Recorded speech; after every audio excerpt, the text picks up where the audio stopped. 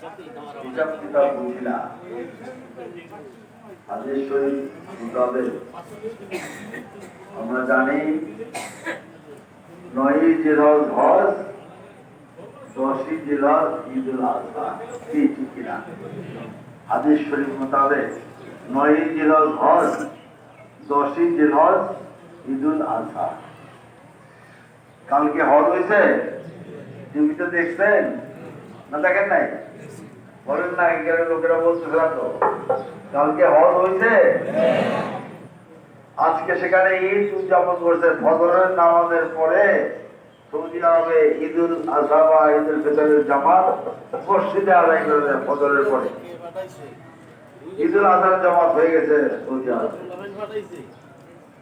10ই জিলহজ হজ, 9ই জিলহজ হজ, 10ই জিলহজ ঈদুল আযহা। আজ আমরা চাঁদ দেখাতে গিয়ে মসজিদে গেলাম না, যাই না, হিসাব কিতাবের মধ্যে যাই না, হজ হয়ে গেছে, আজকে ঈদুল আযহা উদযাপন হচ্ছে। এটাই